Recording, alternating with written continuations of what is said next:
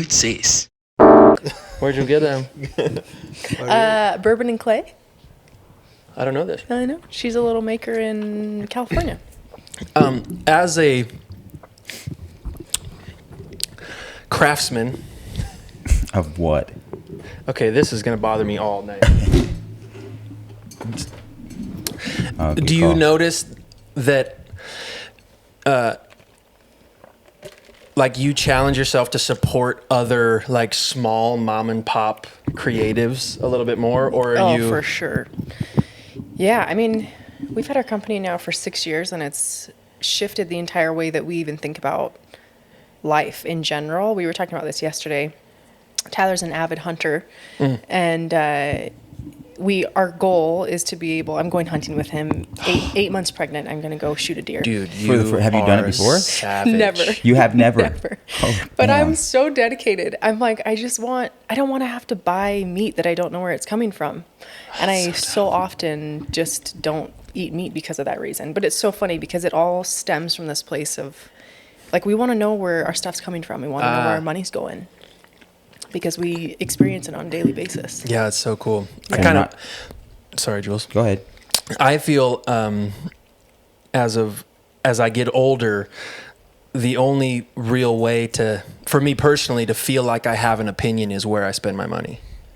Like, I don't really feel like I have too much of a say in the political scope or the political sphere. I don't feel like specifically the federal government gives two shits about me. Yeah. But I do feel that the way I spend my money and who I spend my money with is the most powerful way for me to express my opinion. 100%. Yeah. It's That's the biggest cool. tool that we have. What are you going hunting for? I'm going for a deer. Yeah. He's bear hunting right now, and he's going to go elk hunting as well. Yeah, I kind of hunt just everything. So, have you ever I don't know the proper terminology, put a bear down?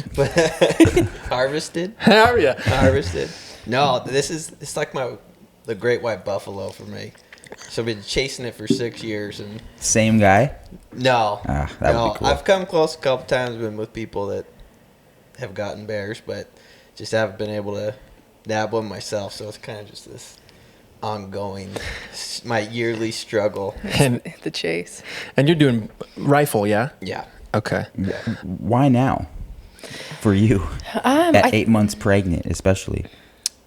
We shifted, so... By the way, we're kind of a live, long guys. story. Okay. Oh, we're on. Just a heads up. Okay. We wanted to make sure that we just smoothly We're on. grazed Yeah, into this I whole love it. podcast. This is our good friends Teddi and Ty Cripps. Two-piece. No Spokane's connection most to the men's badass club. couple of all time. Oh, yeah. That's us. We've had the privilege and honor of meeting you guys in the last month or so. We live like a hop, skip, and a jump away from each other. Yeah. And thank you so much for being on the show. Hey, thanks for having us. So back to the fun. Bears. Back to why now? Oh yeah, sorry. Why now? I've been bird hunting before, and it hasn't. I've had a fear around actually killing a large animal. I don't have a problem with him. I mean, we eat venison 99.9% of the time. But this year, when COVID happened and all of the meat shortage, all of that happened, I was just like, you know what? Like, I want to live as self-sufficiently as we possibly can. And that means putting the time in, putting the work in, and being willing to do things. If I'm going to consume meat, why not be actually connected to it? It just makes a lot of sense to me. I wish I had those values. Yeah. And it's just so clean. I mean, It's so clean, so super healthy. clean meat. You know exactly where it's been, what it's eating. Yeah. And it tastes better. Oh, it tastes so good. Yeah. I've never had bear before, although I'm guessing you have, Ty. Yeah, How do yeah. you feel after you consume a wild bear? You feel like you can lift a whole house? Like, No, it's crazy because you'll get people that are like, "Oh, bear's the most terrible thing I've ever eaten in my life," and then you get people like, "It's the greatest thing." It really depends on what that bear's eating. If you're 10 miles back and just back in the country, that thing's just eating up berries left and right, so the meat's super sweet. But if you got a bear a mile outside your cabin eating garbage, it's going to taste like garbage. So that's what my sweat tastes like at the gym. Is it just tastes You don't like know. garbage. Well, I haven't been to the Panda Express. I've been to the gym It since you were does, yeah. 16. Tastes like Jack in the Box tacos. Wow, man. I've had the desire to get into hunting. And then I look at myself in the mirror and I go, what would I have? I would be so absurdly Obvious. peculiar running around in the forest, like trying to sneak up on animals. Yeah. I might have to cut this old do thing over here and take you up on your offer and Hey, take me out. I'll take you out anytime. He's been talking about cutting his hair. You had long hair like Alan once. I saw some pics. Yep. You looked like an old rocker yourself. Had hair almost down to my butt. And but when you start to bald on top, He started asking me every morning to take a picture of the back of his head just to make sure that he wasn't losing anymore. And it got to the point he saw the picture and he goes, "Today's the day." And we went to Costco, bought clippers, and buzzed her down. shaved it. Ty's that just must- walking around with like a GoPro on the back of his head. He's like, bro, what? Well, you're just shooting the top of your dome right now. What's happening? Dude, Losing much. it. couldn't be that guy. You're Hair- about to do it too, man. Me, We're about to shave it off one of these days soon. I Dude, don't I got know. a great set of balding clippers if you. What are balding clippers? It's just extra short. Extra short. Smooth. Like, Do you do it in the shower? Do you bick it? No. Can you say that anymore? Bick it? why wouldn't you be I able don't know. It to? just feels like an offensive word. It feels like a super offensive Bicked phrase. it this morning. I bicked it.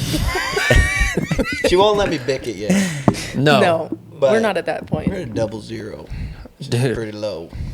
That was my number in Pee Wee football. 00. 00. I was the skinniest kid on the team. I always felt like that was a number reserved for, right, like big fellas. Yeah. And I had a complex, so I was like, Coach, give me double Z.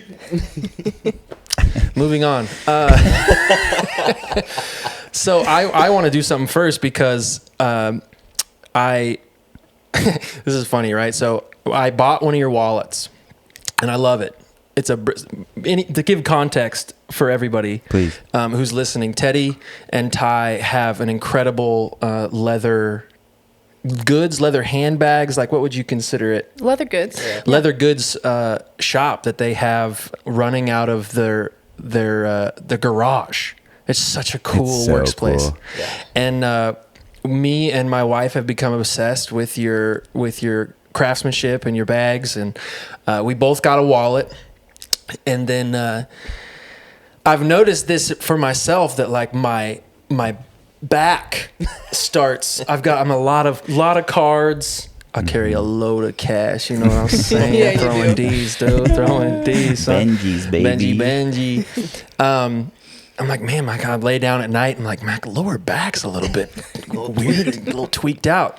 So then I'm on your site and I see what none other than, I'm going to show you. I'm going to open it up right now. This is the coolest thing ever. Where'd it go? You got a tight on me, Trist? Bring it in, dude. Teddi Joelle, right here. Check out the packaging. Come on, son. You ain't getting that at Gucci. Boy, you ain't getting that service at Gucci. Hand delivered. Oh, yeah. Is it Come on, dude. You messed We this make 'em moment real up. sturdy. real too. sturdy? This is. That's triple ply. Oh my God. This is the coolest. Have you even opened this yet? No, this is cool. brand new, I haven't bro. seen it either. Look at this. It's a belt with. Fanny? It's a fanny pack. Oh my How God. fly is this, dude? Why do you? Can I get one too? No. Absolutely. Come on. I know. We should have grabbed you something, Joel. Well, you didn't I'm have to sorry. grab me anything. I want to get something I from you guys. I kind of haven't want asked. to put it on. Do it. Right now. Oh, yeah. Okay. You got to do it sitting down, dude. You got to stay. You got to try to do it. That is So fly. beautiful. I've never seen a fanny pack that's not like Velcro or nylon or something stupid with like neon colors on it. Oh, yeah. That's like, this is the new age fanny pack. Oh, yeah. Do people wear these usually? Is this Oh, a my popular gosh. thing? Oh. I don't follow trends very much. It's so as you can tell funny. by the way I look. We started selling hip bags. Hip bags. They're fancy fanny packs. Oh yeah, baby. Look at that. Nice, It looks dude. so good. Yeah. And I'm going hunting. So we started selling them on Etsy like 5 years ago, and it legitimately, we have sold thousands and thousands of fanny packs. It is our number one. Really? Yeah, it's the craziest thing. People just latched onto them, and then Wow. now they're a thing. They're they're just Gonna fit my conventional. phone. Yeah. They just make so much they're sense. functional, practical, and super cute now. This thing is not leaving my waist. That Well, looks and you looks could- good. Now let you me can ac- actually use that belt as your belt. Right, I know. When I was a youngster and I played baseball and I would get a new glove, my dad would, he would take the glove and we just, for months, we just beat the hell out of the glove, right? So it worked in really, and you could catch anything, right? Do you have to do that with fanny packs? Do I need to Put it under put your a pillow bunch of and- shot puts in there and jog? Yeah. It's never been put that way, but yes. Teddy's just like, listen, dude, I don't give a shit. As long as your check doesn't bounce, you can do whatever. No. Okay, so that is natural veg tan leather, which kind of goes back to our sourcing thing. It's taken us 6 years to get to a place where we literally source completely 100% natural vegetable tan Italian leather, which it's probably one of the biggest accomplishments for us because we literally have 100% traceability back to the farm, to the actual cow that your fanny pack was made with, which is a huge feat. I mean, anybody who's dealing with sourcing, especially when it comes to animals, Wow. it's really hard to get transparency. So that fanny pack is undyed. So that thing is going to it's going to tell a story, especially if you do what you just said that you were going to do. Shot puts. It's so cool, dude. Yeah, I'm that's gonna Yeah. patina insane. I mean, it's gonna get darker, just the oils and the sun. Yeah. And Do you need to oil? Do I need to I've got a leather couch at home and we've kind of got to, condition it every so often. Do I need to do that with these bags or? Yeah. Yeah? I mean, it depends on what you want it to look like too. Yeah, If you want it to be rugged, and then let it do its thing. Give it a good condition maybe every couple years. If you want it to stay pristine, which sounds like you really don't. I just want to look like I went out into the forest and I got myself a brown bear. And this is where I held all my bullets. Okay, So- then let it do its thing.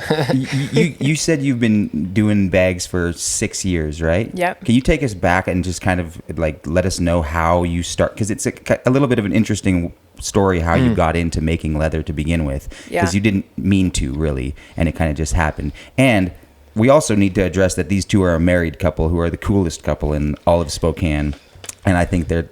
I aspire to be just like you guys in any relationship that I get gosh, myself Jules. into as well. So, Oh Lord, you're asking for it. but your whole story is amazing, and I'm curious about how you kind of started in the leather business and where you were at prior to that.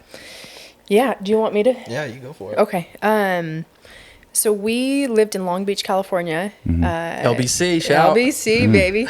And Ty's from Burbank. I'm originally from 45 minutes west of Spokane. I grew up on a cattle ranch. Went down to Southern California for school. And about 7 years ago, I applied to graduate programs for psychology. And I got into Gonzaga. I got into a couple schools in Southern California, and we were just kind of weighing through quality of life. What does it look like to move to Spokane? What does it look like to be in Santa Barbara? And we were like, well, we could live in like a 200 square foot apartment with our crazy ass dog and just not be living. Or we could actually afford life and be around my family, because I still have family here in Spokane.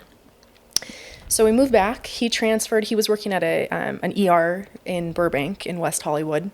And Can't wait to get there. Yeah. and he transferred hospitals. I had a 3-month gap between when we moved and when I started in my program. So my grandpa had a bunch of old leatherworking tools. He was a cattle rancher and he did all of his own repairs on saddles and everything. So I came across his leatherworking tools. My mom and I came across a piece of suede. We were living with my mom and stepdad at their farm at the time, and I hand-stitched a clutch. I posted a picture of it, and a bunch of friends and family members were like, hey, you have 3 months until you start your program. Make me one of these. So I ended up just slanging bags for a couple months, and then I started an Etsy shop. And it's crazy because Etsy at the time, Etsy's like this hub for handcrafted makers essentially. And yeah, it blew up. It just we started selling things. like the I mean, Justin Bieber international. effect. It was crazy. It was so crazy, and it was shocking and out of left field. We didn't even know what was coming. So fast forward a year, I'm in my program. Business is getting crazy. He has to go down to part-time for us to sustain the business and for me to continue going to school. And it snowballed. And he ended up quitting his job. I graduated. I still practice 1 day a week. But that feels more of like a hobby to me now. Counseling does. And the business is just our full-time gig. So Yeah. that's it. That's it in a nutshell. Wow, That's it's so so cool. crazy that it's so cool when kind of life directs you in a different path that you didn't know you were going to be on. And it seems like that kind of happened in your relationship as well as in your business and in everything. And that's such an admirable thing to be able to kind of just like grasp and take hold of, because because you seem to be genuinely thrilled by the process of doing the leather stuff. And it doesn't seem like, well, this is kind of what we fell into and now we've defaulted to this kind of lifestyle. It seems like it's something that you guys are super passionate about and super into. Yeah. Like, we go on Wednesday walks with you guys, which is my favorite part of the week now. Yeah. And Ty, you're talking about just like, having a day where you kind of mess up at one point. You're just like, oh my God, because you feel you have so much intention with what you're trying to do, and you care so much about the work that you're doing, and it can kind of like throw you off and put you on depending on kind of how it's going for you in that day. And so it's really cool to see you guys in there. And I remember the first time I came with Alan and Taz into your guys' garage. I didn't know anything about you, but I just told you how proud I was of you. Yeah. I just was like, you guys are so, I'm just proud that you guys are doing this. It seems like you guys are so happy with it.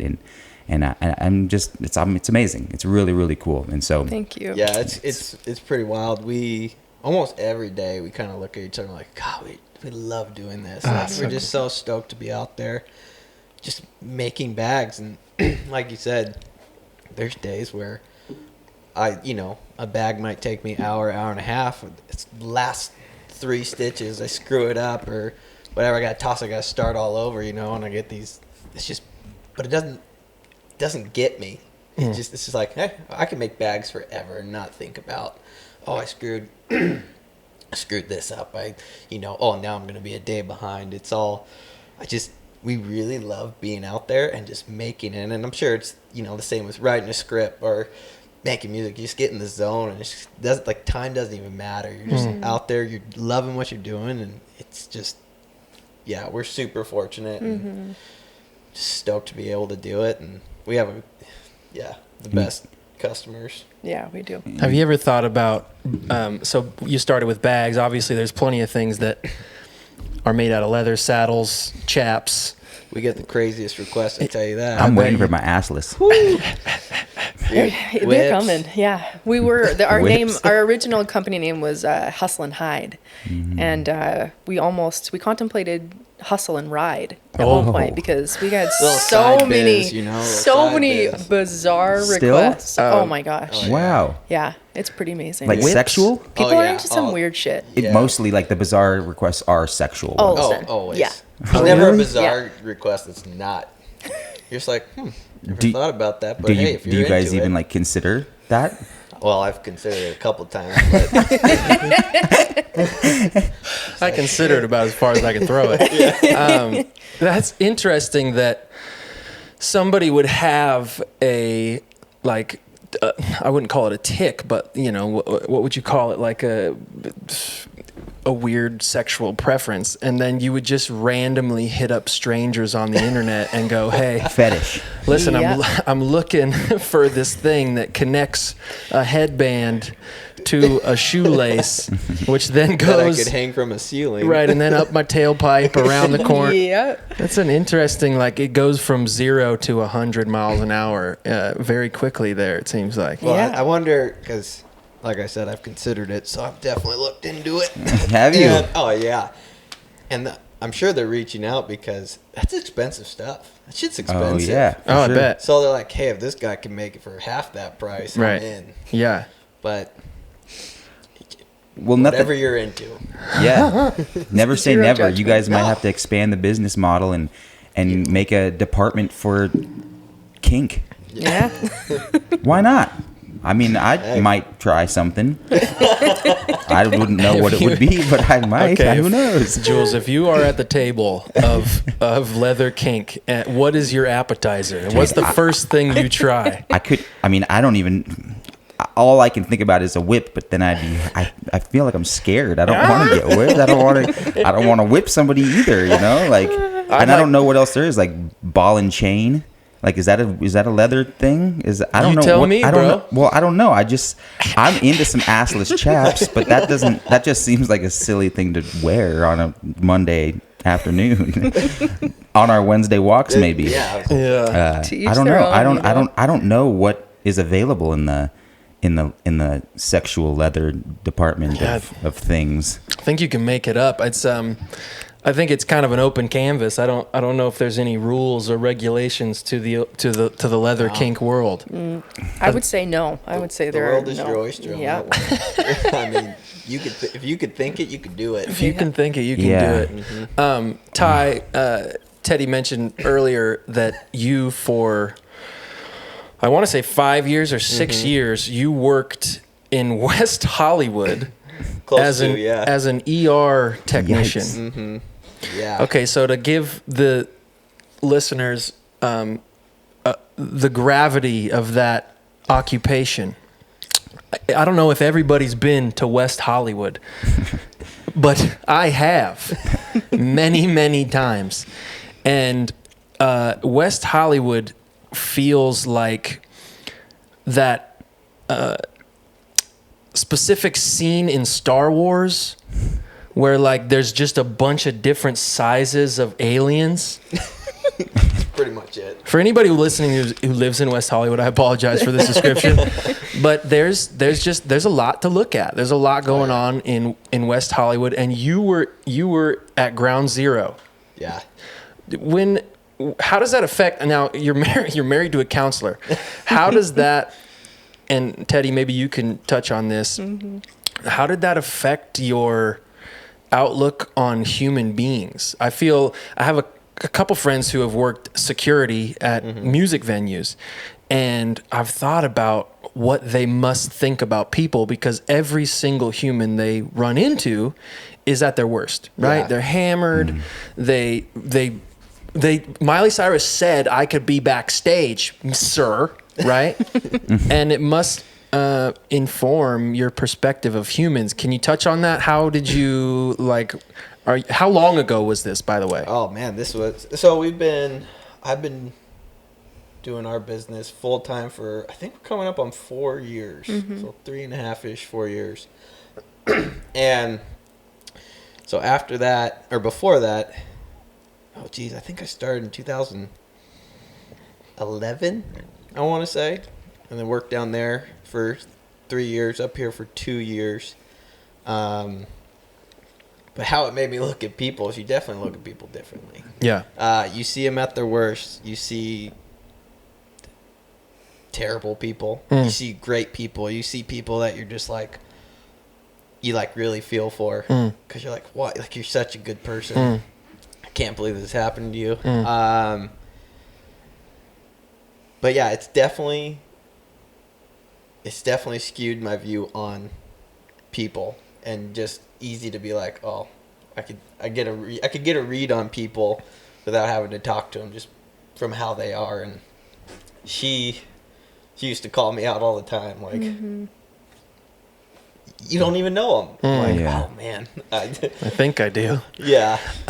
You guys are, congratulations, by the way. You're about to have a baby. Yep. Thank you. Number one, numero uno. Numero uno. Ty, being that close to death, I mean, this is morbid, and I'm sorry that maybe I'm poking where I shouldn't, No. but like, does that make you, like, how does that view come into play when you're thinking about being a father? Does it inform it? No, I don't think it does. I mean, can't say I've seen everything. Yeah. But I've seen a lot of stuff. I've seen a lot of, I mean, death of kids, death of old people, death of 30-year-olds that, you know, I've just seen a lot of it. And yeah, I mean, especially on our first one, I'm like, I gotta take care of this human. I gotta, you know, that's a scary thought, but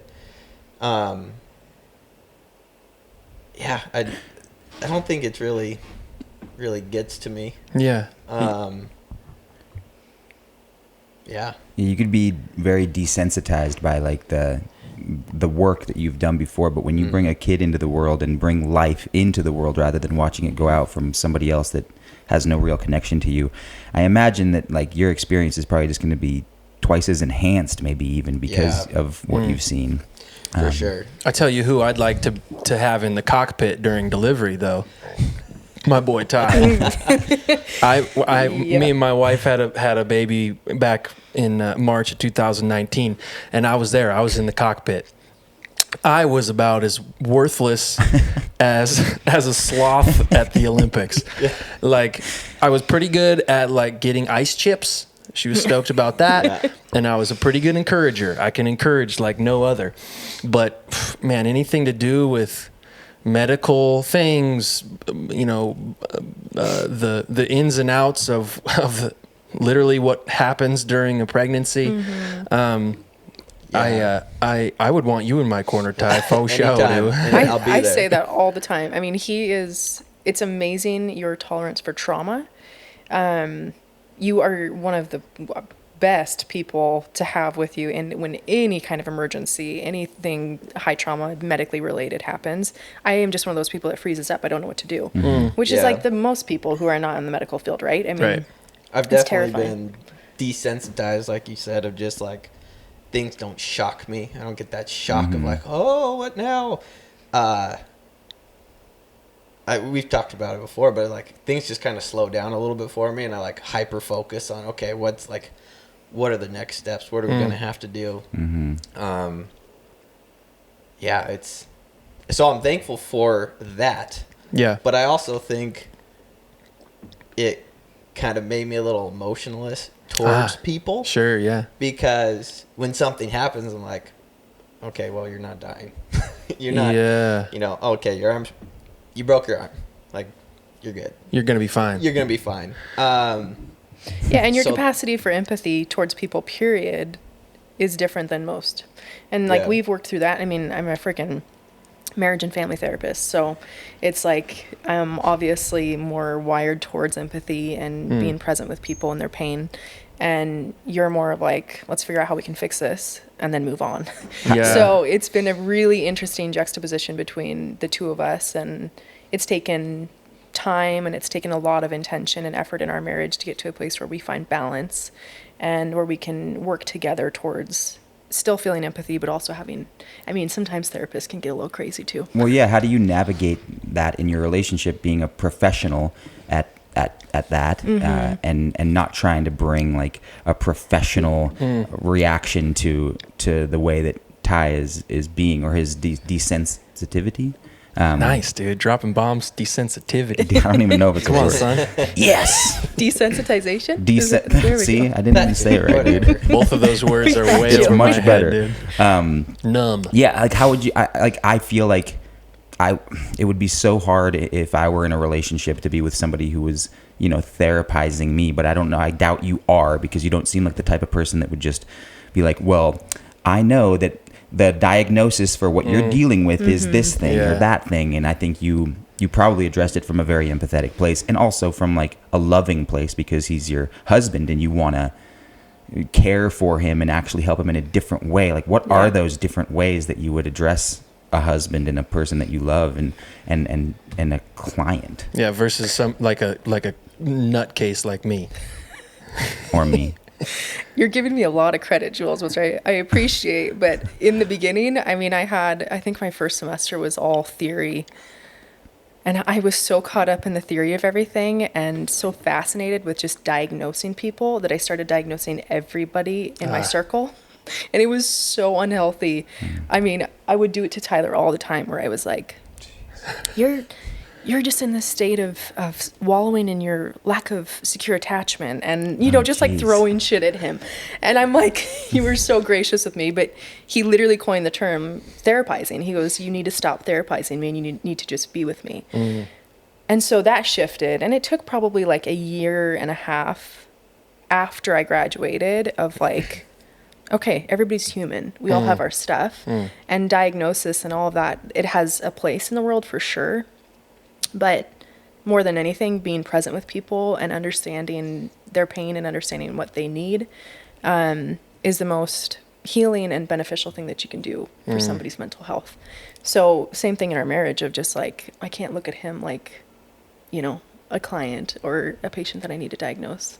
More so he's my husband, and he has needs like all of us. And like psychology is really interesting to me.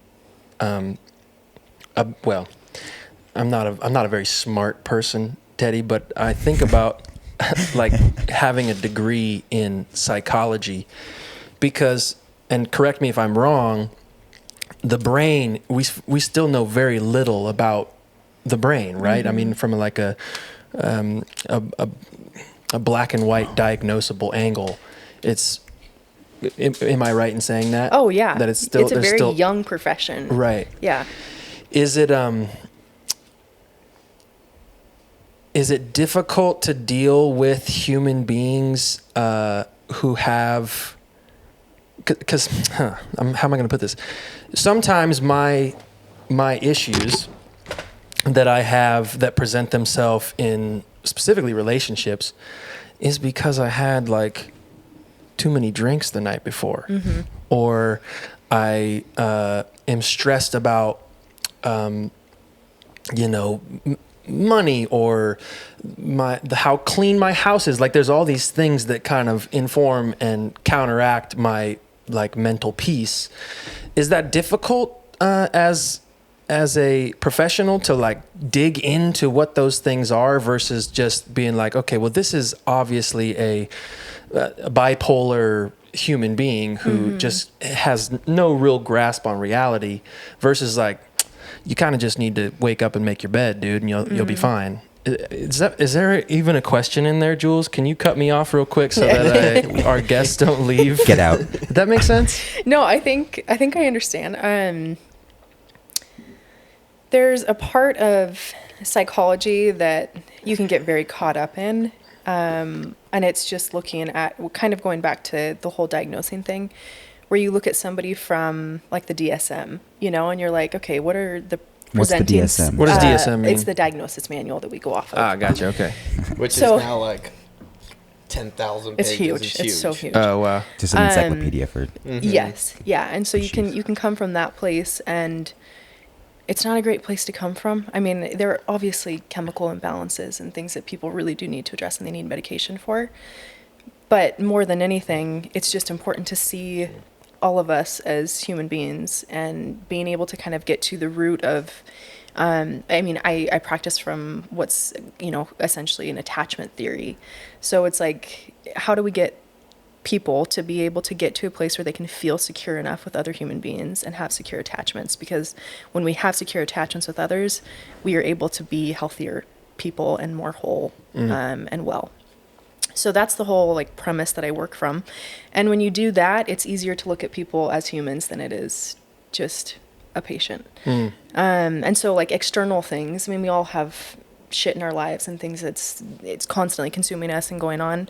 But if you can kind of look past those things and look internal and say, okay, what's the core of actually like the anxiety, the depression? Jules and I were talking, I think, before we started, but looking at the core of the issue rather than all of the pressures, the external pressures, the things that we, it's easy to pinpoint and say, it's this, it's this, it's this. And it's like, no, I think it's a lot deeper than that. So it's just being intentional with those questions and asking and provoking those things. And it's not normal, it's not comfortable to get vulnerable. Right. It isn't. That's not like the norm to go up to somebody and be like, how's your heart, Yeah. Does that make sense? Yeah, totally. Do you ever, this is a question for both of you. When you're working a bag, right? like I would imagine that the passion you feel, Ty, for your bags and how fun it is to make them, Teddi, when you're stoked about maybe a new design, you're really like in it, and each bag gets your attention. Ty, when you were working in an ER, like how I just can't even imagine. This happens to me when I tour, right? So like when I tour, it's, you know, we'll go out for 50 days in a row, right? And we'll play, in those 50 days, we play like 42 shows. It's like 4 on, 1 off. And sometimes I catch myself before, like when you wake up and you're like, dude, I don't feel like singing today. Like, granted, when I get up on stage, I'm going to give it my best, right? Because I really care about people being in the audience and giving of their time for me. And I love that. So, right. So the core of my being is going to show up and do the best that I possibly can. But if I'm honest, I'm like, God, this show today, or the way I feel today, doesn't feel like it felt 8 years ago. And they kind of like, the shows will sometimes blur in together. And I'm curious of, does that ever happen in dealing with human beings where like at some point it just becomes a job ever? Does that ever happen? Or are you able to really maintain presence and attempt to try and be there? And now I don't want you to get a bad review on Yelp for your marriage counseling. So like, you know, I just gave all the people who come to my shows being like, I knew it. I knew it. He was lazy in Minneapolis 6 years ago. Can you guys touch on that at all? Yeah. You want to go for it? You want me to? Go for it. I mean, I don't think it's realistic in life to have expectations where you're going to be stoked on what you're doing every day, right? Like that's just not a realistic expectation to have on yourself. It's kind of funny. We were talking about this morning. Because you're going to just have blah days. You're going to have days where you just don't feel like engaging in your work. And that's just how we function. You can't be on all the time.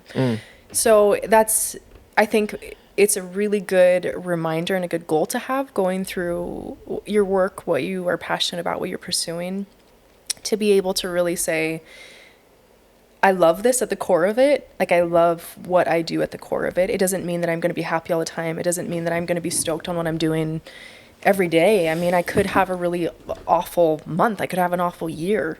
And that's part of life, right? Like life just entails sometimes discouragement. It entails, I mean, even a sense of like melancholy in our work, like in repetition. If you're pursuing something long term, it's repetition, right? Like you're in a groove, you get into a rhythm, which is healthy, but it also comes with a whole, you know, other set of things like lack of interest. And I mean, I wouldn't say like, what's the word I'm looking for?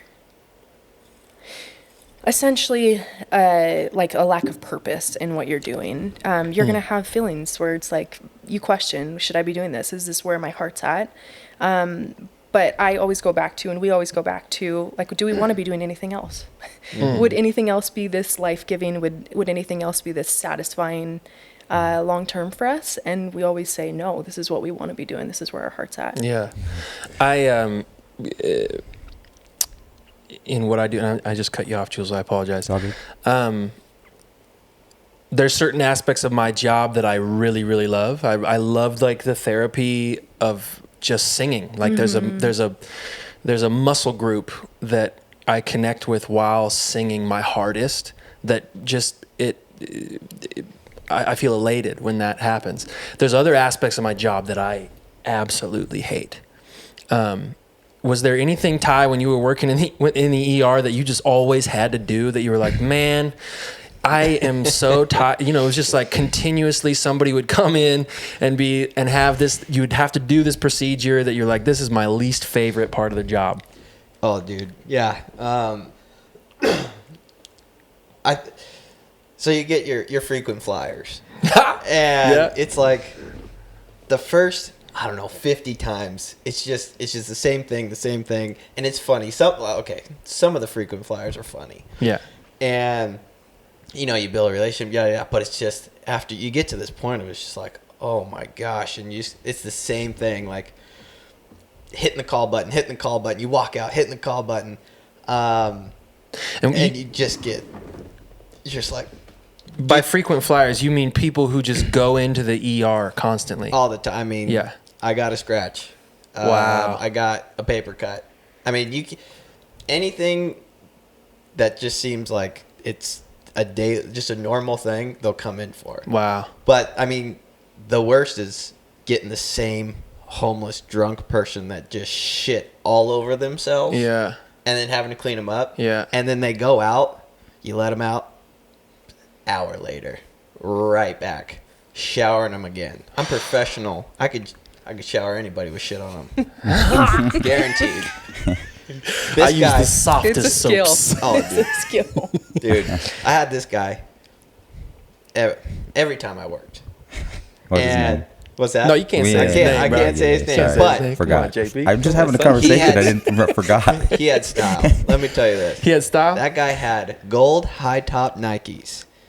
He came in just covered in shit into his shoes. Oh. And I'm like, dude, and I don't know if it's the hospital or a program, just bringing clothes. People donate clothes, shoes, so I go in. I'm bagging his stuff up to throw it into the burn barrel. And he's like, hey. He's, barely awake. Yeah. He's so drunk. Hey, not my shoes. I'm like, what do you mean not your shoes? They're literally, I was dumping Yeah. poop out of them. He's like, that shit'll Nope. buff out. Nope, those are my gold high tops. I'm like, okay. And like, just rinsed them off, gave them on, put them back on, and when he left, came back, same thing. I'm like, dude loves his high tops. Dude, it's proper sneaker freak. Comfort is key. Interesting that Shoot. we're talking about shit in shoes because my best friend, Sir Julian Gavilanis, I'm not sure if you have any stories you could I've touch shit on. in my shoes before myself. Did you keep them? They were the only shoes I had, so I had to. Please, Jules, please. Give it. Tell us the Give it story. away. Let's hear it. Please. If you're comfortable, Oh, if man. not, we can Dude, brush over it. I think I've talked about pooping myself on every episode, so I'm fine by all means. Yeah, it was awful. I probably should have come to the hospital because I probably needed help back in 5th grade. But I went to Camp Silverton, where it was like a 5th grade retreat for the weekend, where you go and you like make arts and crafts and you hang out and you go gold panning and you do the stuff. And my parents had like recently split up and like weren't really around to tell me, like, to make me a proper bag. I could have done it myself. I just wasn't thinking straight and wasn't that much of an independent. So I didn't pack a bag. I went with Beavis and Butthead slippers and a pair of clothes to this 3-day camp away sleepover place. Are we talking like big old padded slippers? Padded slippers, Oh, like so they're like they were not at then. And I went and I just like I had like I don't know what it was about like squeezing cheeks for me that I like had this like need, like I felt like it felt good for me to do when I was young. I would always like take timeouts and like when I was playing to be like, and it's halftime. It's halftime, and I would squeeze, and I would just, and for some reason it like I don't know what it was, but I just never went to the bathroom to go deal with myself. I just like squeezed cheeks instead. Yeah. So of course I was out there, and I think we were like, you know, doing the gold panning in the river, and I was squeezing cheeks, kind of just standing there acting like a, you know, like nothing was wrong, just squeezing. One thing led to another, and you know, some thing came out, and it was I pooped myself.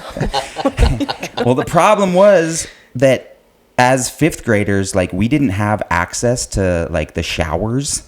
We only had access to the toilets, and we didn't like only the camp counselors could use the showers at the place. So I was like, I would love to use a shower, but I can't. I don't want to ask because I don't want to tell them that I pooped my pants. I also don't want to tell them that I don't have any other clothes to wear. So I'm just gonna not address this at all. Instead, I'm gonna like fall into the river where we're gold panning and try to swish it around and Some get it brown out. nuggets. dude, it just made it so much worse. And like the cold water just made me like more constipated, or more like, it made me like more diuretic, I guess. I don't know what it did, but it made more happen. And now it's wet and it's sloshing around and it's going down my legs and into my Beavis and Butthead slippers. And I had to, this is day 1 of 3. Dude, I had to go make dream catchers. I was sitting with like both of my legs like up like this, and because I tried to keep my butt elevated from the ground because like I could smell myself because it was starting to dry and get like nasty and disgusting, and it was in my toes, in my Beavis and Butthead slippers, and it was so awful, and like everybody knew, but nobody was saying anything, and I had to go and I was like sleeping in my sleeping bag, but it was like smelling up the whole room at night, and I was like zipping my whole entire body up and just like hotboxing myself into my own sleeping bag. Oh, it's just so disgusting, man. And I finally wound up coming home, and I got into my mom's car, and she was just like, oh, God, what have you done? I was just like, Mom, you didn't give me a bag to go to sleepaway camp. I shit my pants day 1, and I've been sitting in it for 3 days straight. It's crispy now. My like underwear was like snapping and breaking. It was awful, and it was really, really gross and all down myself. So I imagine you saw a lot of those kids or men who were doing that. Yep. It was disgusting. It was really horrible. And then the next day I came back to school, and everybody was like, calling me the poopy pants boy, and I had to deal with that all 5th grade. And that's why I'm so insecure with my life now, because I pooped my pants in 5th grade, and I've never let it go. And it's stuck in my Beavis and Butthead slippers in between my toes. As a professional, Teddi, can you unpack that for us? I was just about to say, next week I have a section open for awesome. you. I think the weirdest part about it all was that just like I just didn't, because I've told that story to people before, and they're like, well, why didn't you just bring a bag? Why didn't you bring stuff? Why didn't you? And it's like I just went. I didn't think like, you had to get like your parents' signature on stuff. Like you had to get permission to go do these things. Like my parents didn't know I was going to sleepaway camp. They didn't care, or they did care, I'm sure, but they were just so busy dealing with their own thing that I was just like, I got my slippers, I'm good. and I got my sweatpants, and I got my Born to Be Wild t-shirt, and I'm ready to roll. What's interesting about that though, Jules, I've known you for many years, and up until recently, that's kind of how you lived your life, though, a little bit. Like it's still how I live my life. I mean, I try not to poop my pants often. Well, no, not that. But I'm saying like, all right, Jules, we're going. I remember. Well, it didn't happen on tour, but you'd be like, I'm good to go. I'm like, bro, you don't have anything. Like we're going snowboarding. You don't have boots. Yeah. You don't have a jacket. Yeah. You don't have gloves. It's I don't know why, but maybe that's a trait of just like I'm playing psychiatrist here. I don't know why. Yeah, no, I'm just I'm a bit of a minimalist, but I also have been like ill prepared for any. Like I've lived in New York for 9 years, and it took like 7 for me to get a proper jacket for the winters of New York. Yeah, because I would just like be out in the cold, in the wind, like -6 degrees, just like my face hurts, this sucks, this is awful. And it's like, dude, get a jacket. But at that time I was so irresponsible that it was like I could justify spending $250 on a bar tab, but I couldn't justify spending $60 on a jacket. He was like, $60, Eddie Bauer. Nah. Throwing it back to the Eddie Bow. So yeah, there's a lot to unpack with all of that, but we'll get there. We'll continue having that dialogue. I appreciate you being forthright with that Yeah, with that story, Julian. I'm sorry that hopefully you don't hate me after this taping and go, dude, don't you ever bring. I'm the editor of this thing, dude. You are, so but you I'm can also going to leave it in because it's We- humanizing, man. We all poop our pants. If you haven't pooped your pants, dude, I don't trust come you. on. There's something wrong with There's you. something wrong with you. Dude, You're 6 lying, or there's something wrong with you. Yeah, for real. You are lying. I'm trying to set the example to be more open with yourself and There to, we go. talk about pooping your pants, man. We all poop. Sometimes you do it in your pants. I consistently urinate in my pants as an adult. I'm waiting for I mean, Does come that hap- December, I'm like I'm Yeah. gonna be leaking all the time. Yeah, and Taz will laugh at me too. I'll come inside just in pain, like I'm so bad, oh my god, and I can't. And I'm 5 feet away from the toilet, and it's over. There's no point. There's no point in just doing anything besides hopping in the shower. Yeah. Because I wait too long and I drink. You've seen me. I got two liquids. You guys haven't even jumped into your drinks, and I'm already 3/4 of the way through both of them. I'm gonna have a guy Old Faithful going on here, and we're not even gonna be halfway through the pod. But that's good pod content right there, ladies and gentlemen. That's what we need to get the YouTube numbers up. I want to go back to how you guys met, because it's an interesting story. Would you guys? I won't tell the audience. You can. How did you meet? How long have you known each other? Give me the history. On that P note, Yeah. I'd like to go drain the mainframe real quick. Bro, get it. Dude, on it. Yep. for it. We'll take a pause, and we're back. And we're back. We are back. We took a pee break. A little pee break. We're pregnant. Jul- So We're pregnant. our And bladders. You both are. Yes. Teddy and I This were. is teamwork. I was getting my free session in while we were taking that break for a little jiffy there. Yeah, Jules is like, Teddy, just can I like- talk to you out on the balcony here? Seriously, I am, man. I am, and I have so many questions, and I'm so interested in where you come from in your thought process. And again, I can say it for the rest of my life, but like I truly do aspire. I mean, I don't know you guys well enough to say that I aspire to be exactly like you, because I'm sure you have your downs as well. I hope if you don't, I'd get the fuck out of here, right? Because I don't like you and I don't want you around. But I truly do think that you guys have something super, super special that's really admirable in your relationship. And I just have such a hard time in my own. And I just have like been a serial monogamous my whole life. And I just like can't figure it out for myself. And it's just so special to be able to like acknowledge your own issues when in a relationship, to be accountable to the things that you are bringing to that relationship that's destructing it, that's destroying it. And for so long, I don't know, I've like we were just chatting about during the break, I've tried to make somebody fall into the box that I need for them to be the person that I want them to be, for me to be able to feel comfortable in that relationship. And typically that means I want you to be the best version of yourself that I know you're capable of being. But in that pursuit, I frame it as, yes, I want you to be I want you to be the best version of you.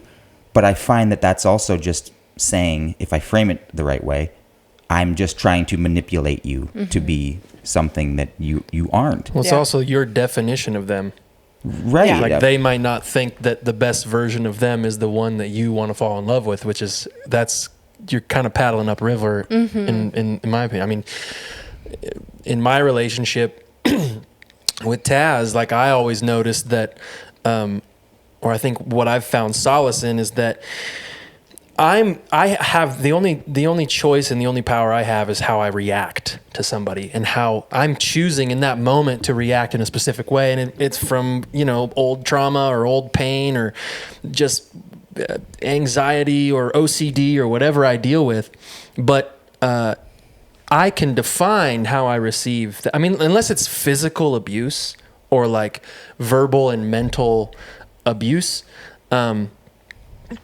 we choose how to receive those things. And yeah, I think attempting to try and make somebody be the best version of themselves that's really like that's your definition of them. Yeah. I feel like there's such a balance between acknowledging your own needs and your needs, like, and expectations from your partner, and then trying to force them to meet things that they can't. And that's kind of what we were talking about on our break, Jules, is being able to not project these things onto your partner, but still make it clear the things, like, and have voice to the things that you need from them. And if they can't provide it for you, then that's not the right person for you, right?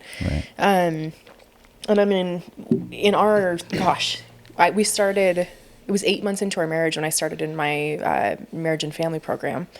And I remember just trying to, I projected so many things on Ty, and I was just constantly trying to manipulate him into this box that I saw and this thing that I thought that I needed, when in reality I needed him to just be himself, and I needed to be myself, and I needed the freedom for us to be able to live together, being fully free to be us, because that's the most beautiful part of any marriage partnership relationship, is when you allow your partner to be themselves in all of the crap and in all of the good and everything. You let them be free to be them and express themselves. That is what I have seen to be the most successful part of any relationship, right? Yeah. Yeah. And friendship too. But in marriage, it's such a sacred thing to give your partner freedom. It's just so much easier said than done. Oh, yeah. I mean, that was You know? probably the hardest year of our marriage, which Yeah. we were fresh out the gate too. I mean, 6 months, and then you started your program. Yeah. And then just her growth in the program, and me being, she said, "Well, how's your heart? How you doing?" And I'm like, "Dude, I'm good. I'm like, Life's good. Yeah. Like, I don't need, like, what do you want to know how I feel about having to walk down the street to pick up some milk? I don't Right. which we also had the dynamic of him being in the ER and having a lack of access to empathy. Having a lack of access to his own empathy and empathy for others. It was hard for him to get there where he could actually, like, identify emotions and tell me and speak from that place of emotion. And it was one of those things where I just kept having to dig deeper and deeper and deeper, which it felt exhausting. It felt frustrating for him. But we also got to this place where we were like, we don't yell at each other, and we got into a, like, full blown, it was a blowout. It was a Sunday afternoon, Very vivid. and she was sitting on the upper deck in our house, and she goes, we were just talking. She goes, "How do you feel about all this?" And I was like, "Good. All's good." And she just like, that was like the trigger, and she just laid into me, and I was like, "Holy shit!" And so we, went back and forth a minute, and I said, "You literally want me to tell you exactly what I'm feeling?" And she goes, "Yeah." And I'm like, "Oh, why didn't you say so?" Yeah. Well, I feel like similarly to you in that. I mean, I don't know if that's how you seem to have grown out of that and let some of that stuff go, but I feel like I think at least that everybody has the capacity to express themselves more than they're doing. Mm-hmm. And so I'm always trying to, like, get people to do that, to give themselves permission to, like, fully be themselves, fully embrace the discomfort in a conversation or a situation with themselves or who they are, their insecurities, or I'm so much more interested in what's not working right now for you than what is. Like, I talk to a lot of actors in New York who are just like, "Hey dude, what's up? How you doing? Oh man, like, I just went out on these auditions. My agent's been hitting me up a lot, dude. Like, I got these bookings coming up. I just worked with Morgan Freeman. Like, it's just like, I don't care about any of that. Like, how are you actually doing? Like, oh, actually, dude, like, I'm fucking struggling and I'm going through a really, really tough time. And not everybody is, but I think everybody has the capacity to, like, express themselves in a way that's not always a surface level, like, I want to show you that I have it all going well and and that everything's kind of good. And so whenever I get that same response of, like, "Hey, how you doing?" It's like, "Good, I'm fine." It's just like, what do you mean? Are you or are you not? And if I can't open that up, then I feel like a failure on my part because I haven't made them feel comfortable enough to be able to open up. But at the same time, I feel like, oh, geez, I'm just picking on this person too much, and, like, they don't need to. Like, they actually are just fine, and they just don't have they're not ready at this point to open up in that way. And I mean, in all reality, they could be going through a season where they are okay, like they're steady and they feel good, and that's your own lack of, like, you don't feel like you can connect with people outside of their hardship or outside of their pain that feels most authentic to you, which fully, like, the most vulnerable, the hard things, for sure, it's a lot easier to be with people in those things and be present and empathize and sympathize. You feel more connected with them, because in the hard stuff we find depth and we find, you know, the meat of life. But in the good stuff, there's a balance there, because sometimes, and that's what I've learned from you the most, is it's okay to just be okay. It's okay to be good, and for that to be enough. And I mean, I grew up with a dad who was constantly asking me, you know, Peanut, how's your heart? How's your heart? And he would do it all the time. And I love my dad for it, because it made me reflect and it made me question. And he grew up in a family where it was like, how you doing? Buck it good. up. And if you're not good, then figure it out, you know? So it's balance. There's such a balance, and there's a dance to it in relationships with anybody who's in your close circle. Yeah. And Ty, that makes sense. you grew up with three brothers? Three other brothers, yeah. Three other brothers. And Teddi, you were solo? No, You I had sister. I had an older brother. I have an older brother, and a sister-in-law who feels like a sister. They went to school together, second grade on. Gotcha. Got married when they were 19. And then I have a younger half brother who's 16. Okay. Are they all as level-headed as you are? Nope. They call her Steady Teddy. Steady. That is such a good name. Yeah. So you seems to run in your family, knowing your spouse for a long time, being friends, and then eventually getting married. Can you guys? We were talking about how you guys met before. Ty's bladder didn't enjoy the microphone. Can you guys talk maybe a little bit? Give us your backstory about how you met, how you fell in love. Give us all the dirty Well, there's deets. two different versions. There's mine and hers. Well, that's why we want to hear both of them. You go for it. So, our dad's in a band. Geez, 40 years ago now, bluegrass band, What was the name? Calvary Mountain Boys. Ooh, dude, let's pull that up. Oh yeah, it's legit. We got a couple of me and Jules had a band back in our early 20s. We're gonna debut some of those tracks for you guys tonight. But first, let's talk about Calvary Mountain Band. So they were in a band. Then the band broke up, went separate ways. Her dad started his own solo gig. My dad started a family and business, and they stayed friends forever. Getting Christmas cards, you know, just knowing who they are. And like for us, so her dad, just a Christian rock star, singer. I mean, just Permed mullet. the whole Smoke. I mean, Oh he yeah, was, ripped jeans. I mean, ideal. Was he in Striper? So we're always like, dude, he's like idol, just like dude rocks so hard. I would always get Christmas cards, and I mean, as far back as I can remember, I'm like, oh, she's so hot. But she was up here, we were down in California, and fast forward, she goes to school down in LA. I'm living down there, working at the hospital. She hits me. Oh, my brother had my first niece, and she's like, "Hey, congrats on becoming an uncle." I'm like, "Hey, thanks." And she's like, "Hey, let's hang out sometime." I'm like, "Okay, Yeah. no problem." You had been looking. Oh, always. You had your eyes on her Always. forever. Yeah, but it was one of those things where it was like family, friends, so it was like that unknown, like kind of a brother-sister dynamic. yeah. So I was kind of like, I don't know, but we'll see. She came down. Oh, back up. When she first got there, we hung out a little bit, but it just wasn't it. 3.5 years later, she graduates. She's down in Long Beach. I'm at a buddy's house. And she's like, "Hey, you should swing by." We were going on a bike ride, and it was like, "Wait, we didn't make it, but let's hang out some other time." And she's like, "No, I'll drive down to you." I'm like, "Okay." She comes down.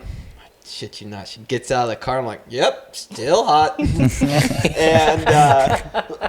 she went and had a calamari burrito. Whoa. Yeah. Oh my God. That Yeah, sounds- and she's like, "Can I have some of that?" I was How like, dare you around lunchtime talk about calamari burritos, son? I know where I'm going Magical. after this pod, dude. Calamari. I'm going to Jimmy John's. And we're hanging out. She leaves. I was with two of my buddies, and they're like, "Are you gonna do anything about that?" And I said, "Yes, I am." Good buds. And always encouraging. You gonna do anything about that? Get in there. And we just started talking, hanging out. This was in like November maybe. February, my mom's having her 50th birthday. Their family's invited. They come up. We're hanging out, having fun, dancing. And one of our other family friends is talking with her, and gets finished talking, looks at me and goes, "You need to marry her." I was like, "Well, I'd like to start dating her first, but if you want." So we're hanging out, doing lunches, doing dinners, surfing, and 6 months into it, she looked at me and she's like, "We should get married." I was like, "Okay, let's do it." And had you officially, like, properly been dating Yes. at this point? Okay, you were like, Kind of. Yeah. Yeah, we were. I mean, I thought we Yeah. were. I'd say. I mean, it was enough to where we're hanging out every weekend. Yeah. Having a good time. she didn't have a toothbrush over your house, though. I was me at her house. Yeah, Okay, you were okay. pretty much living with me at I that did point. have a Okay, toothbrush. okay. So you Yeah, guys were it was probably You guys were ish. tight. together. Yeah, and she's like, we should get married. And I'm like, yeah, let's do that. Yeah. So I went out and bought a ring. Immediately. Yeah, like Wow. that was on a Saturday, and that next week went to the guy and it's like, "I need a ring." How long did you have the ring before you got down? 2 weeks. You got- Because no, I take that back. 3 weeks, because it was the 2nd of July. We flew up here to go to the farm, and I proposed at the farm. Oh, that's cool. And then we were like, "Well, when do we actually want to get married?" And she's like, "Let's do it sooner than later." So we got married 3 months later. Wow. Let's let the let's let the record be straight here that Teddy proposed to you. Absolutely. You Good on you, Ted. slick son of a gun. You know? Steady I know what I Steady want. Teddy. I I know know what I it's so want. cool. So like coming from a person who's like protecting of his heart and deeply anxious about relationships in general. Weren't you guys scared shitless of making such a commitment so soon in that process?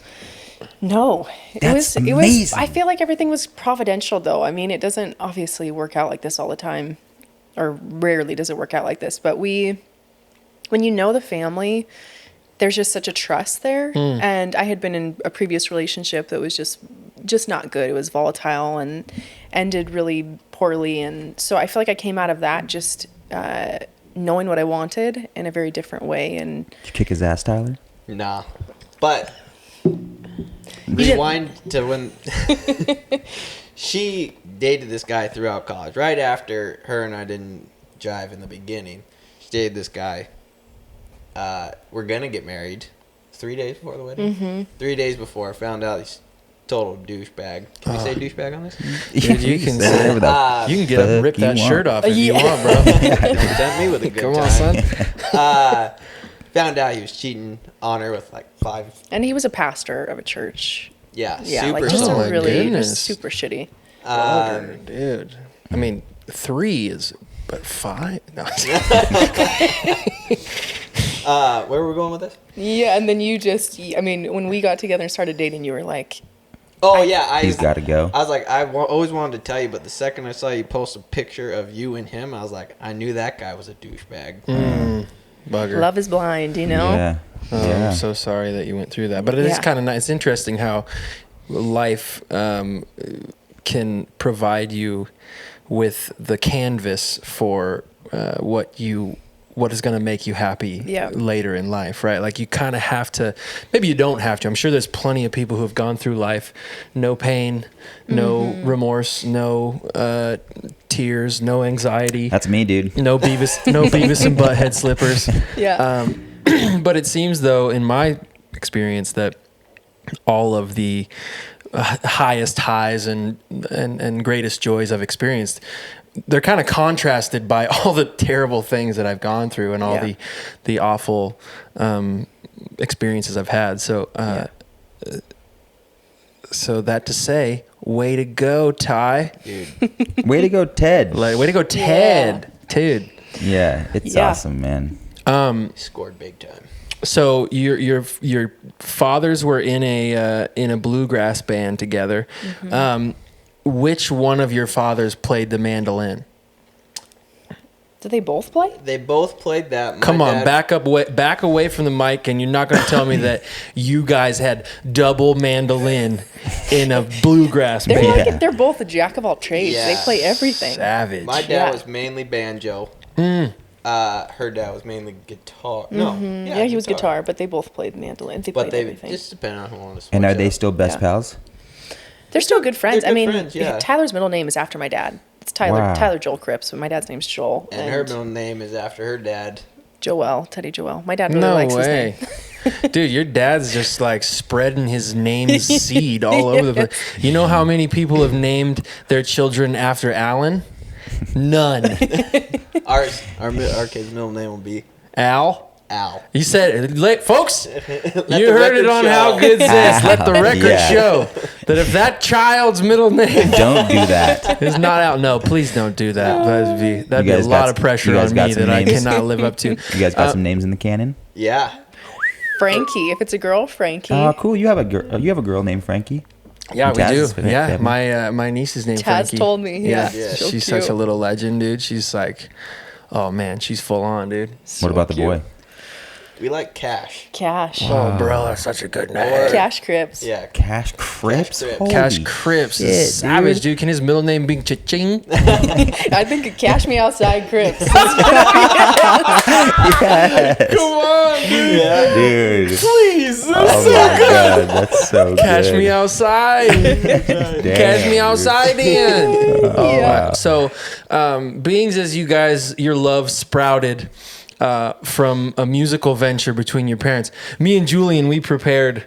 We went deep Dove into the into the annals of our friendship because our friendship started over a love for music, and in our early 20s we made some bangers. And what we're doing on our show is because we're total narcissists, we're gonna make our guests, because in other scenarios, right, like you guys would just be able to leave the room, right? But if you do that right now, it's gonna be a little You're awkward. gonna look like a This is jerk. true. So This is we're true. gonna play you some of these tunes, Yes. and we want you to love them.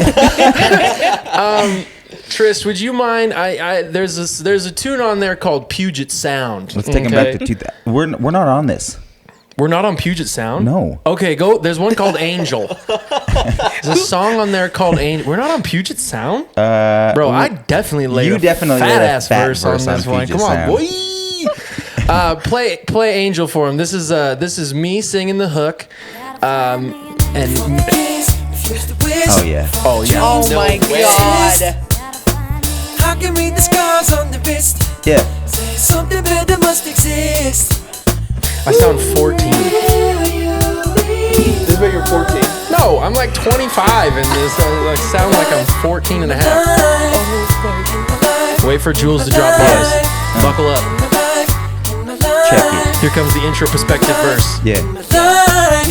Within the seldom lack of questioning, we become taken by authorities and we restrict Drop. About benevolence. But what we on is illegitimate because we have a freedom in life, and that is to give a shit.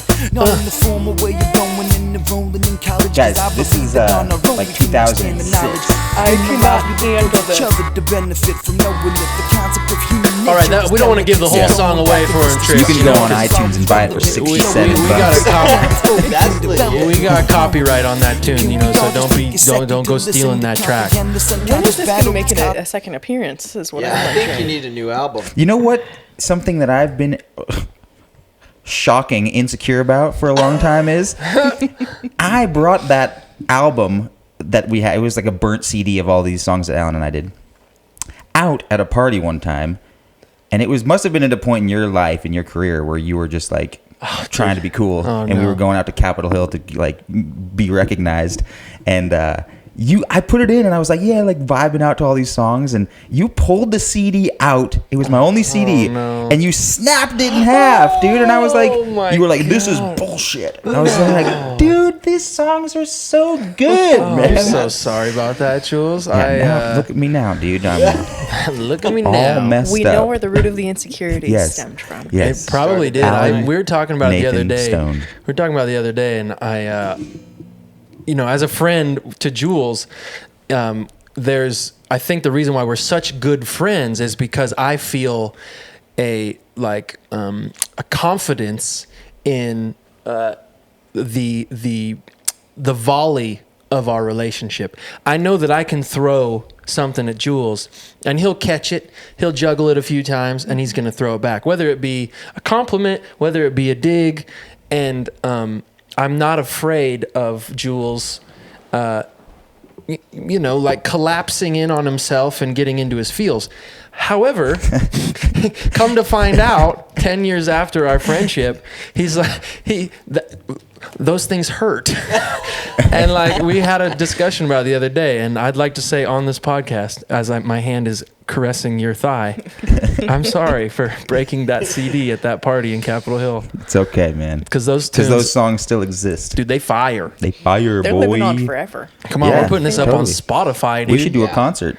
I think we're gonna need to, because I don't have a job. Me neither. You're gonna need to throw some bangers. But I want to be the DJ. Yeah, done. I don't feel know like how the to do it DJ always anyways. has the best job. Oh yeah. Yeah. Oh, just You like got to look You're the like me hype though with man. one earphone out. I worked with this I worked with this incredibly famous DJ one time. I'm not gonna name names because this is gonna be Just a do bad it. thing. Can't do it. Not gonna do it. His concert. This is his concert. Okay, so he had they had a guy that worked for him. This guy that worked for him would put all of his songs together on CDs.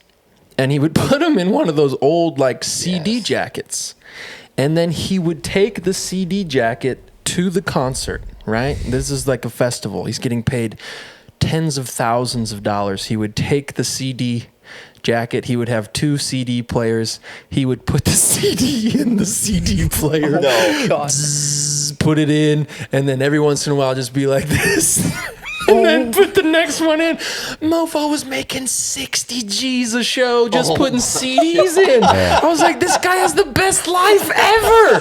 Somebody get me a freaking sequin jacket. I'm trying to be a DJ. Dude, my brothers were both DJs of my middle school dances, and I felt like they were getting paid $60,000 because of all the attention they were getting from all the chicks I was trying to dance with. Were they dude. both They both at the same time? No, DJ'd? they would Gabe would come in and do it once, and then Tony would come and do it another winter formal, and then spring cleaning, whatever those dances were. Was Gabe picking off all the hotties? Yes. What an asshole. I know, dude. I was always feeling insecure about it. Fancy that, Jules. Jules insecurity. So enough about my Julian and I's rap career. But how did you meet? So, Jules, you want to tell this? And then I'll tell it? Yeah, sure. Whatever. Can I keep my hand here? Only if I can keep my hand here. I Go need for a it, Jules. nipple. You tell. So Alan grew up in Chihuahua, which is an hour or so away from here. And shout out Chihuahua. One of his close friends, Tristan, went to grade school with him and moved to the part of town that I grew up in Seattle area in 10th grade. And so I was making rap albums with my brother during that time. And Tristan and I befriended each other as he came to our school. We were both just kind of maniac kids that were drinking all the time and partying. And had a quick kinship, and he was like, "Oh, you make music? My friend Alan makes music too." So we would call Alan, and he would like get him on speakerphone on our like Razor phones, flip phones, and we would hear him sing, and he was just like, how do 16-year-old kids have the capacity to do that? It's super weird. Like we were listening to some of his old music a couple of days ago, and it was like he thinks it's awful, but it, like when you're 16 and you're hearing a voice like that, you're like, this is unbelievable.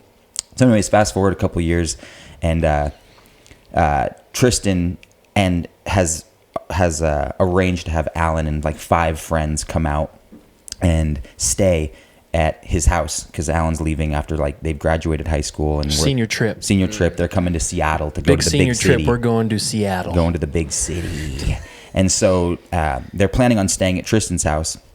And like 13 minutes before they arrive, Tristan's like, "Hey, Alan, my mom said you guys can't stay with us. Like, I'm really sorry, but we can't accommodate all 5 of you guys.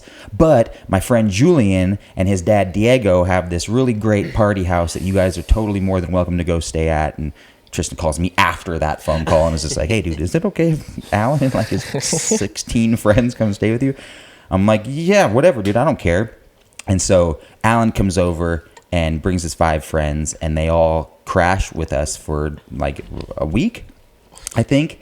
And the first thing I say to Alan is like, "Dude, I'm the biggest fucking fan of yours in the world." And he's just like, you swear a lot, you know that? and I was just so like, we were friendly and kind and nice to each other, but it wasn't until we like sat down at my dad has like a baby grand in his house, and like a bunch of maracas and tambourines and guitars and all sorts of stuff, and all of the people that were in there were musically inclined. And so we sat down, Alan sat at the piano and started playing music, and it was like boom, like instant connection of just like, oh, the music transcends the awkwardness of who we both are in this period of our lives.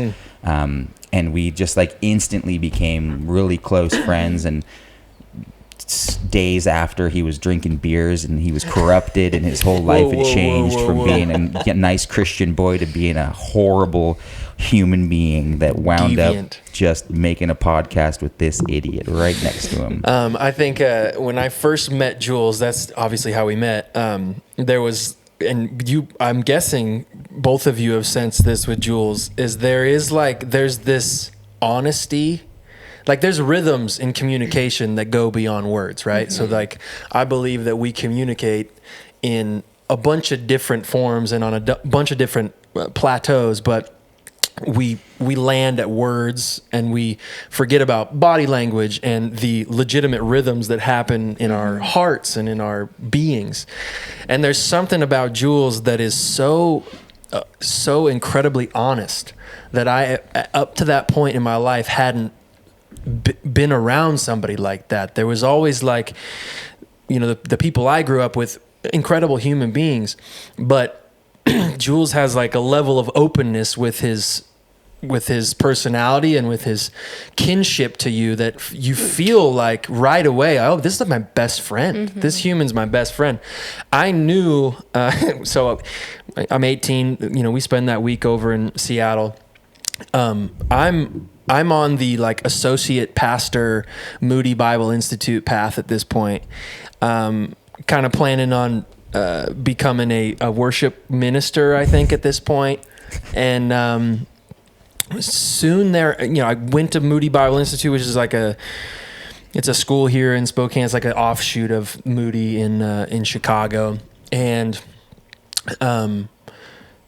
get a call from a record label in Seattle, and they want to do an album. They want me to come over and cut an EP. And so I convinced my folks, like, here's the scoop. I'm going to drop out of college and I'm going to write songs.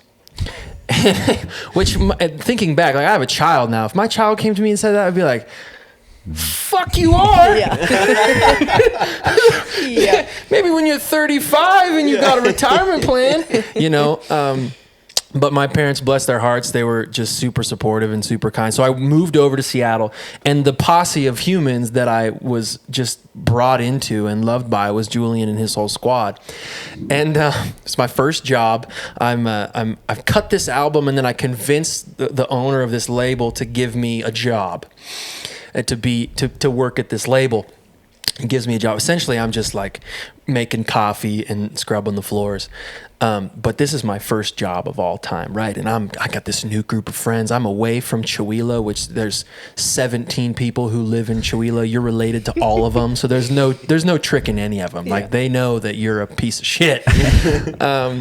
So I've got this newfound like glow about me, thinking I'm something special. And I tell Jules, I say, man, listen, I'm making a little bit of cash. Okay, I'm making like $800 a month right now, but I'm like, listen, I'm doing pretty good. Okay, Julian's working at a car dealership at this point. I go, you get any Land Rovers that come through, I want you to call me. No, you didn't. So sure enough, like probably 8 days later, it's Julian. Dude, we got a Land Rover. You want to come check it out? I'm like, I'll be right over, dude. I cruise on over. I'm driving a 96 Honda Passport. Yes. Flame red, 6-disc CD changer. I ain't fucking with you. Drive in there, call Jules. I'm like, hey, can I trade in my rig? I'm going to need to trade in my rig because I got no money. You know? Oh, yeah, we'll trade it in. No problems. We'll get you some easy payments. You'll finance it. Good to go. I had no idea what I was doing as a used car salesman. It was just one of my 39 jobs during that period of time of my life. But you found a good deal. No. So I show up at the car dealership. Julian takes me for a test drive. I'm driving a 96 Honda Passport. This Land Rover is a 93 Land Rover. So I'm buying a rig that has like 30,000 more miles on it and is 3 years older than the one I'm driving. But I don't got no credit. This is my first job ever. Never had a credit card, nothing. So I call my mom. Mom, I need you to co-sign on this loan I'm getting. She's like, hold up. What are you're buying a car. You can't even afford rent right now, you know? God bless my mom's heart. I convinced her to co-sign on this loan. My dad is currently on a missions trip in Ukraine, so he can't like step in and be like, "You hell no, get out of there. You're not doing this." I get the rig, drive back to my apartment. This rig only had a 3-disc CD changer, but it was all right? Because we had a Land Rover now, right? Ooh, rolling in style. I get home, immediately get a call from my dad in Ukraine. Alan, take the car back, you idiot. Like, you know, you're kind of right. I can't afford this. I have a come to God moment. Call Julian up. I'm like, Jules, I can't afford this car. I need to bring it back. He's like, no problem, dude. It's totally fine. Bring it back. Not a worry. I bring it. I'm driving back. I get about like probably 3 miles from the car dealership. I get a call from Jules. He's like, hey, man, listen, just going to give you a heads up. My boss is kind of angry. I'm like, oh, yeah, you know, I get it. You know, I'd be angry too. He's like, yeah, just, you know, fair warning. I get to the dealership and his boss starts verbally berating me about bringing this rig back.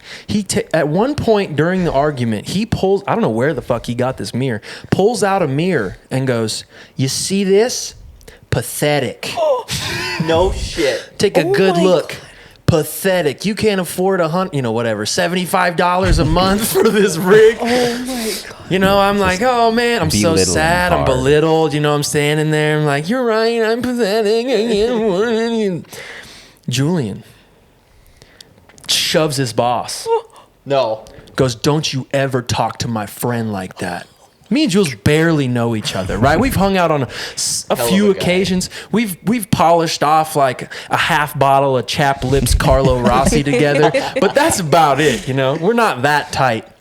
Shoves his boss, goes, don't you ever talk to my friend like that. And his boss goes, screw you, Jules. Get out of here. Jules, right, being the incredible human he is, throws up the double bird and walks backwards out of the car dealership and goes, "I quit." Leaves the car dealership. I'm still there at the desk. You got to get your car back. I'm looking to try and just get my keys to my old rig so I can get out of there. But I'm pumped up, dude. I'm like, somebody stood up for me just now, dude. This is a real friendship budding up here, right? Just then, I remember that God bless my father. When I first bought that 96 Honda Passport, he bought me one of these like hide-a-key magnet situations that you hide underneath the scoop. So in case you lock your rig, keys in your rig, you can just get under there and so same thing. I walk backwards out of that car dealership, double burden this boss. Yeah, frick you, man. You know, I'm still on the straight and narrow at that point. We go to my car, and my car is like behind this fence that is barbed wired in. Used car and lot. we somehow like get through. We squeeze through the fence, get the rig, get the key open. We both pop in the Honda Passport, throw her in second, and break through the chain of the door. My. Double burden the whole way, dude. Just talking about our next rap album that we're gonna drop. Shit. And at that moment, it was literally when he stood up for me like that. I was like, "This is gonna be my friend for life." Yeah. Nobody has ever done that for me. And what's crazy about this is I've known Julian for 12 years. He does that same shit to every single person he meets. Then he'd be on the subway, be like, "Dude, you look cold, bro. Here's my jacket, dude. Here's some gloves. You need this. Here. My credit cards. Here you go. No problem, dude." It's like the most selfless, kind. Well, at the expense of my own well-being, because I am a mess. You're getting better. It's just a very, very incredible trait to have. That was a long-winded story to bring it back to center, which is, Jules, you're a legend. Thanks, man. And you shouldn't be as paranoid and anxious as you are about your life, because you make a lot of people happy. Thanks, man. I got a couple sessions with Teddi that I'm going to work through. Yeah. So Well, I can I'm get back to center. I'm her manager, so you're going to need to go through me. Can I? Yeah. Can I have a conversation? We'll talk about after the show. We'll talk about Wednesday your schedule walks. and see. We're gonna switch it Wednesday up. It's the walks. boys have been walking with the boys, and the girls have been walking with the girls. We'll do a little switchy. Halfway through, I sometimes like walk up to the girls, and I'm like, dude, the girls are talking more on my level. Yeah, dude. talking about their feelings. Talking Me about and Ty, hunting. me and Ty are talking about rifles Yeah. and Things up people's butts. Yeah, projectiles up the I'm walking over to the tailpipes. girls like, Ty, Teddi, Julian, and I both. I would imagine that Julian echoes this. We think the world of you guys. Thank you so you. much Same, guys. for sharing your time, sharing your afternoon, sharing your story. you. Please come back. This has been a really fun conversation, and I think anybody who would be listening to this podcast would be stoked at what we've been chatting about. Please go, everybody who's listening. Check out. where can they go? Yeah. for stuff to. Teddi Joelle is the name of our company. I'm a narcissist, so Yeah, it's right. fitting.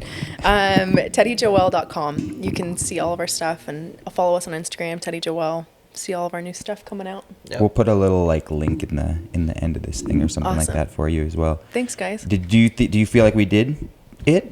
Do you feel like you We have did other it. things that We you did want it. to address, or are you guys good? You feel happy and satisfied? I'm so I feel happy. great. I'm so Feel happy. good. I was gonna actually echo what Al over here was saying about you. Is the first time Wednesday walk you show up, and it's, how's your week? Oh man, let me tell you. And you just like dive into it, but not knowing you and you being able to do that, I was like, this guy's legit. Oh yeah, dude. Like, yeah, I mean, even just being able to just get real and just shoot the shit and not just give the standard. I was a little nervous on the first walk because I was like, it's gonna be like, oh, how are you? Oh, good, just superficial stuff, which great, but dude, you just let him have it. I was like, let's do this. Yeah. He doesn't into mess it. around. He's a very deep and considerate and introspective human. He's a Hell of a guy. yeah. You belong in a museum, dog. Like, We're gonna get my dad on here so we can talk to him and figure out where all this stuff Oh comes from. what a legend. He is the king of cool, Diego Gavilanes. Yeah. So Well, cool. it takes great people to be great people. Yeah, you can rewind that and Something try like it over. that. Oh yeah. I still don't know what I'm trying to say. It's good people make good people make good people, right? Like we're all affecting each other, and so I can feel safe being around people and expressing myself. But sometimes I do that to people that I shouldn't, and then I learn from the consequences. I've talked already on this podcast about getting punched in the face on the subway in New York because I was expressing myself too much. So I had to find the balance, and that's what you and I are going to work on. Let's be real with the audience, though. Okay, you weren't trying to express yourself. I know, I was trying to freestyle. You were trying to convince the only African American man on the subway to freestyle. I just wanted to freestyle, man. I don't know what I was doing. Yeah, I just thought he had bars. Yeah, you might have been profiling there a little bit, but that's all right. Wow. Thank you guys so much again for being here. We love you. Thank you for the bag. Thanks, you guys. And let's hang again soon. Wednesday Walks. Yeah, Wednesday Sounds Walks. good. Right on. Yes. Thanks, guys. Love you guys. Thanks. Oh, boo-boo, did you just make it to the end of the video? Yes, you did. Do you want to see more videos just like this one? Do you? Well, then head over to patreon.com/Live at the Lodge, where you can support the How Good's This podcast, as well as the entire Live at the Lodge family. Yep, yeah, you're going to get exclusive merch, personalized shout-out videos. Me and Jules, we're going to show up at your house and baptize your nephew, huh? Check it out, patreon.com/Live at the Lodge.